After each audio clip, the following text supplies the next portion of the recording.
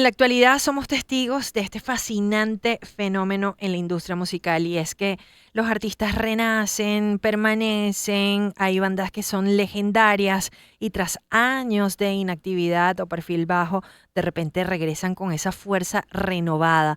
Pero eso es algo que no solo está sucediendo ahorita, siempre ha sucedido y bueno, qué mejor que tener a nuestro primo, a nuestro amigo Jesús Dávila. Él es baterista, pero aparte es decano de la Escuela de Derecho de la UNIMED y creo que entiende perfectamente esta conexión entre generaciones que de alguna manera, bueno, también te ayuda a tu hija, Jesús, ¿verdad? Bueno, tú sabes que el tema de hablar de la conexión entre generaciones en un mundo que es tan acelerado es esencial. Y ser papá, la labor de ser papá no es la labor de estar detrás de los hijos, es la labor de guiar y acompañarlos. Y ellos van a una velocidad y nosotros también tenemos que adaptarnos a eso.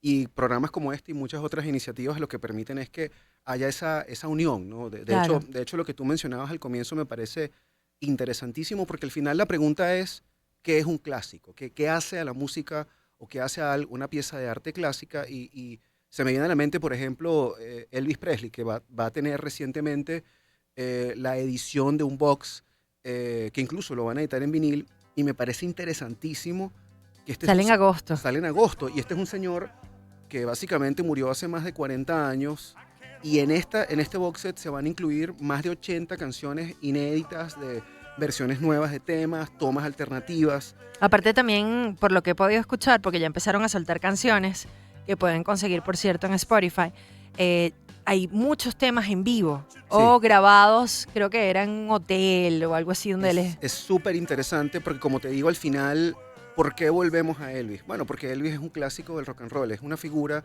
que durante los 50 y entrado los 60 y 70 representa un canon de lo que es el rock y el pop, porque al final también el pop, en lo que es la cultura y el mercado de la música a nivel global. Y qué cosas hacen que algo sea un clásico?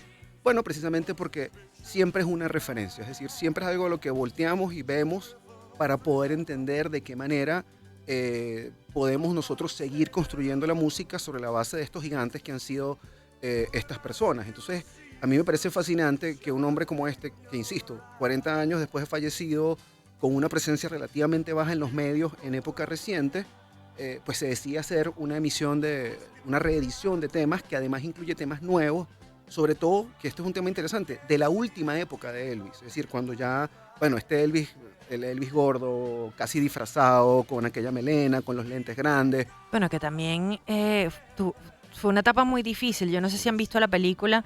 Creo que en la película lo expresan bastante bien porque Elvis tenía la posibilidad de convertirse en este ídolo mundial y no lo dejaban salir de Estados Unidos. Terminó haciendo estos conciertos, estas residencias en Las Vegas, pero no porque quería, sino porque prácticamente estaba obligado.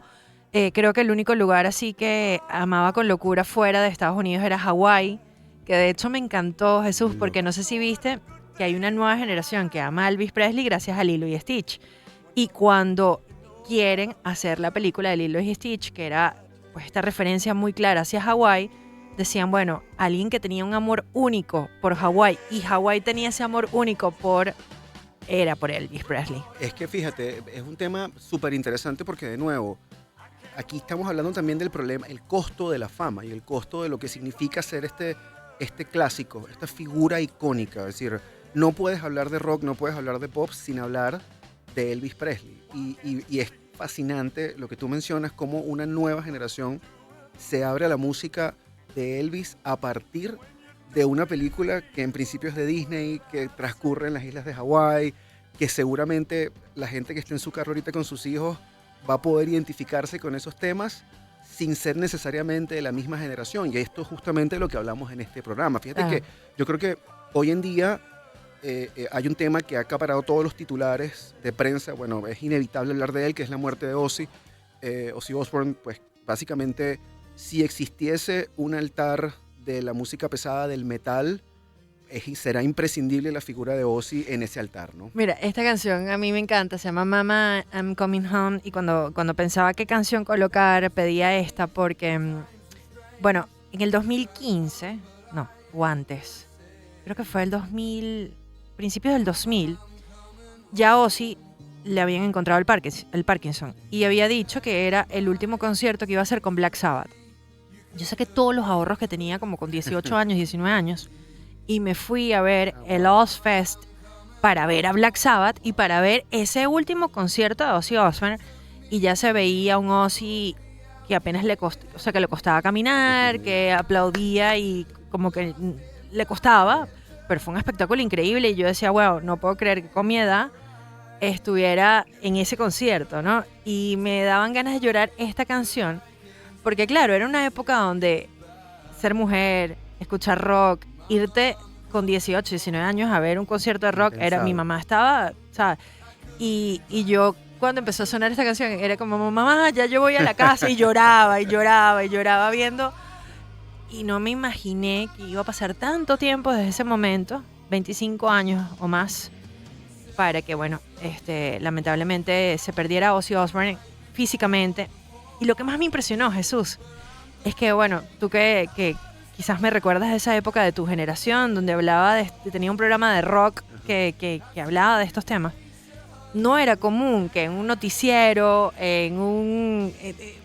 no sé, en todos lados se hablara Ozzy Osbourne. Y yo ayer me moría de la risa escuchando, no sé, programas de Todo el farándula, mundo. todo el mundo Todo el hablando de mundo. Es Ozzy. que, fíjate una cosa, ¿no? Ozzy Osbourne y Black Sabbath básicamente son los arquitectos del sonido de lo que hoy se conoce como metal, ¿no? Entonces, es una cosa bien, bien particular porque primero es música de gente trabajadora, de gente que está en las fábricas, en Birmingham, en estos países, en Inglaterra, en este país que es Inglaterra, y forma una nueva música a partir de su propia rebeldía y su necesidad de tener algún tipo de expresión en una Europa posguerra, ¿no?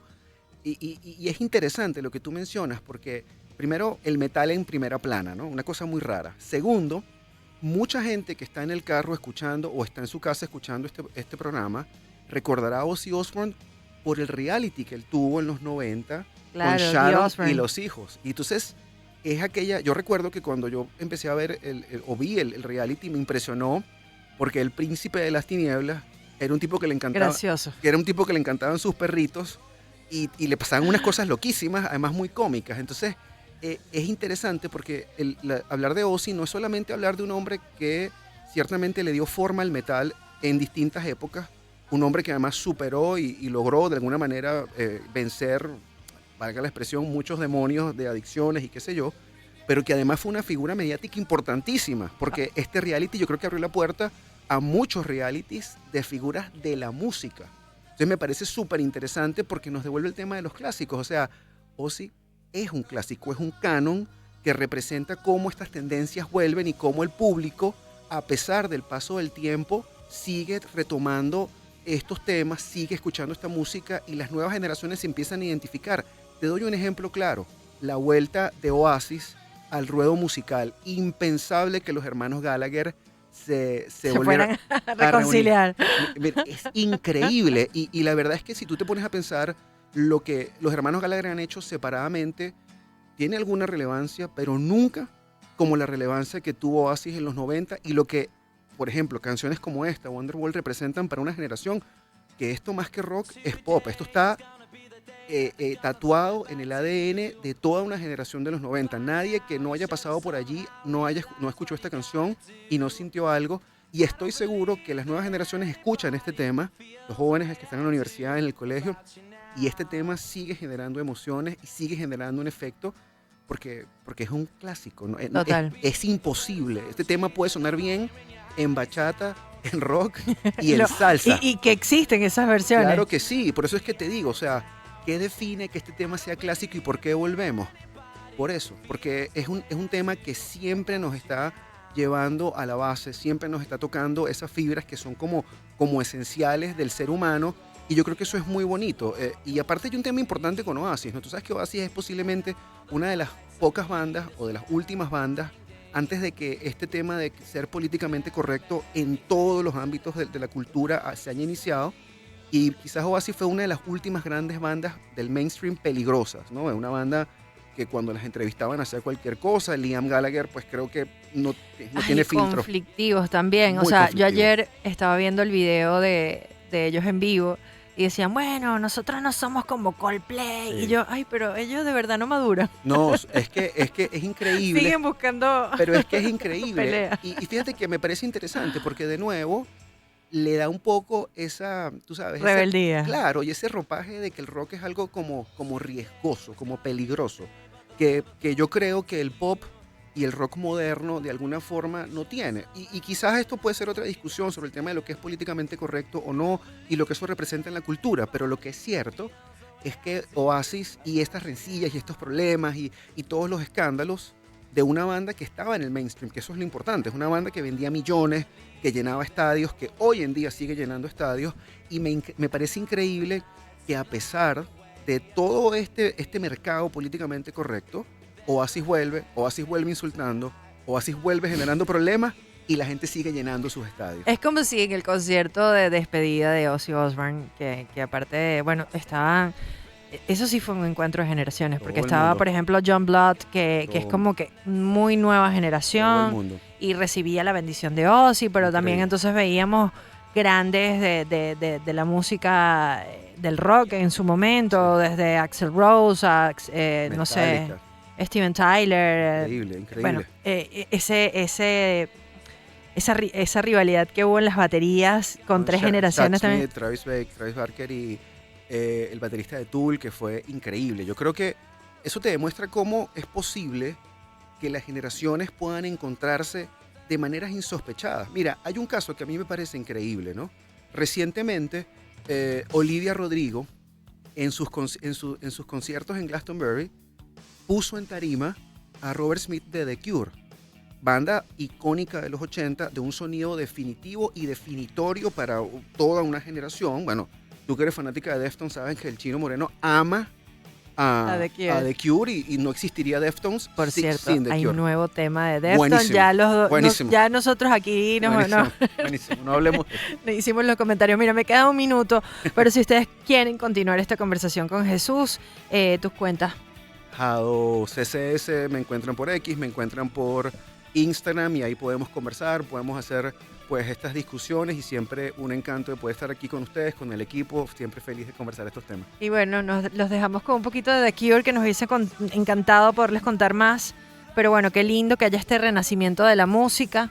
Y me quedé con ganas también de hablar de la muerte de Cangrejo, de Seguridad Nacional, Es un y el tema tributo que le hacía Zapato 3 con a Seguridad Nacional, porque Seguridad Nacional era la banda que ellos admiraban.